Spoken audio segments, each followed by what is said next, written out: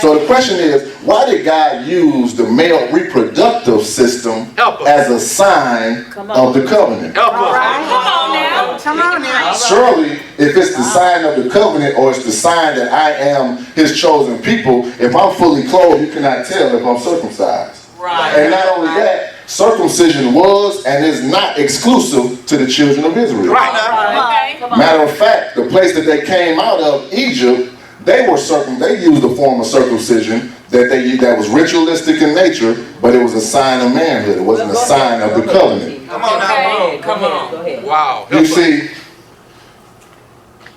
and this is the revelation that dropped in my spirit. The reason why he used the male reproductive system is this: because Israel was a very small nation, and circumcision increased the chances of reproduction. Because excess flesh hindered pregnancy. I said excess flesh hinders pregnancy. Do you understand what I'm saying?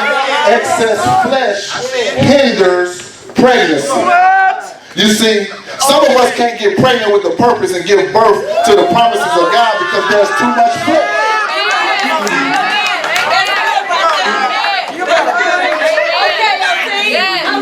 We can't get pregnant because there's too much flesh. Anything that you put first before God is excess flesh. Anything that gets in the way of God's plans for your life and presents some of his promises is excess flesh. Right. Whether it's associations with people who are keeping you from God, your job, your finances, self, sin, anything that's placed first in your life before God is excess flesh. And God says, before I move you into the next level or next dimension in me, you got to deal with the flesh. Do you understand where I'm going? Okay, it took a little while to add up, but we're gonna sum it all up in a minute. So here's the question. Why was the wilderness experience so significant in the story of Gilgal? Now, it's significant because it gives us a historical context as to why they needed circumcision. But it's a further spiritual principle. Come on. If you pay attention to it. Now, the children of Israel, when they were in the wilderness wandering, they were God's people. Yeah. They could testify to God's power and his protection because he used pestilence, plague, and frogs to protect them or to attack their enemies. They can testify to the fact how he turned water into blood, and he did all of these different things. He provided for them. He gave them manna and quail. He gave them fire by night, a cloud by day. They can testify to that. That's right. So they were God's people, and he still had promises for them. Because even though they were wandering in the wilderness, they were still looking for the promised land. All right. Here's the deeper spiritual point. Come on. You can walk with God a very long time and have flesh, but he'll deal with it for a season, but you will not step into that promised land until you deal with that flesh. Right. Yeah. Yes. You can wander, you'll be at a plateau. You'll be wandering around in circles, wondering why God ain't giving me the promises that I see in the Word. The things that I know God has in store for me, why ain't I attaining them? Because there's too much flesh. See, we got to deal with that lying tongue, that moody attitude, that procrastination, that hesitation. You got to confront the part of your life that's out of control. When it comes to circumcision, and I'm not talking about a physical circumcision, I'm talking about circumcision of the heart. This is a work that we have to do. My mama ain't gonna do it, my brother, my daddy, my cousin, my auntie, my pastor. Jesus ain't even gonna do it for me. This is something that I have to do. Just let it sink. This is something that I have to do. Help us, Reverend. Yes.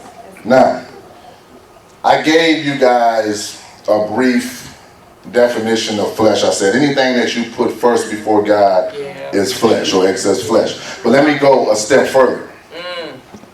Flesh is basically the sinful nature of man that resists God's order. And so what I want to do is give you 4 things that the flesh does to the believer.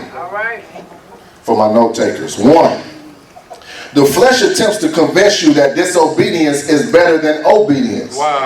So in other words, I'm saved, but I'm living like a sinner. Come on. Yeah. I'm in the wilderness dealing with that flesh. I ain't going to the next level. I'm saved, but I'm living like a sinner. Number 2, the flesh manipulates you into thinking you can get by in your unrighteousness. That's why we hear those cute little sayings. Oh, I'm covered by the blood. He understands my heart. Come on now. Those are truths, but they're not excuses.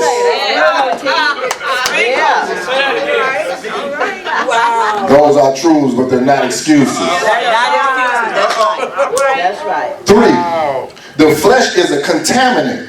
You can contaminate others with your flesh. That's why he says, come out from among them and do not touch the unclean thing. That's the reason why he says a little leaven leaveneth the whole lump. You on it, Reverend.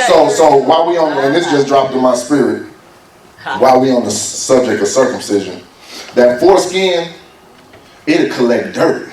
It'll collect dirt. Excess flesh, right? Excess flesh. That thing that values nothing. That's just a piece of flesh. It's not for nothing. It don't do nothing. It don't add anything to you. It'll collect dirt. And that dirt will give way to infection. And that infection will give way to disease. And while you trying to reproduce after your own kind, you ain't reproduced after Jesus. You reproducing after that disease. That flesh. That's right. See, my pastor, he's teaching me, he says we are seriously seeking the Savior. And one of the things that he highlighted in Bible study, which I love, he said, and we're dealing with fasting and prayer, he says, when you pray, that's cool. But when you stick a fast on it, you not only supersize that thing, but you supersize the results. In this shift, church, if we want to go to the next level as a body, we're going to have to do something. We're going to have to supersize the results. If we want to go to the promised land, get to that building, and do all these wonderful things that God has in store for us, we got to crucify that flesh.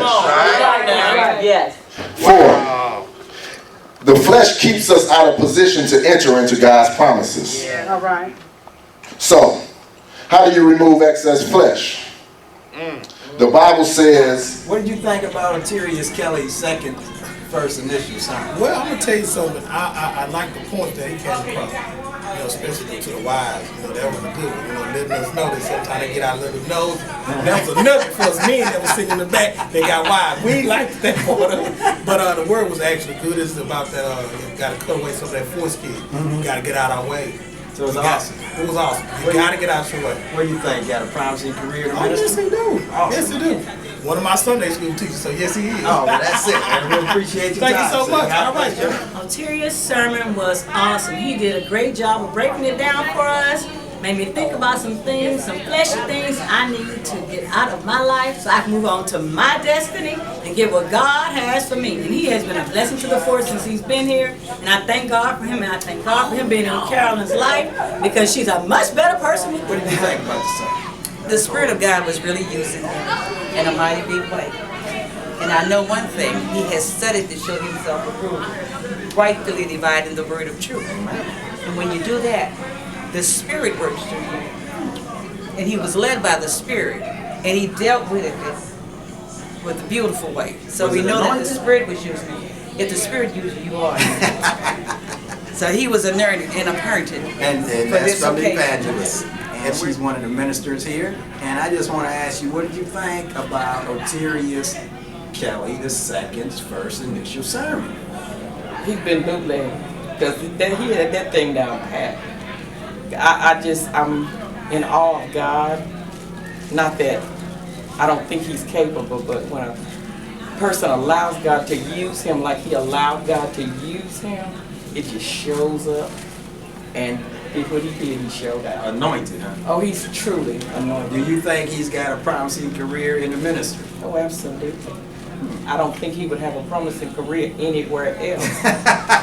He might do great. This is his set place. This is the first place. Yeah. This is Amen, first. amen. Yeah. And you heard it from the minister herself. Reverend Praise Rose. God.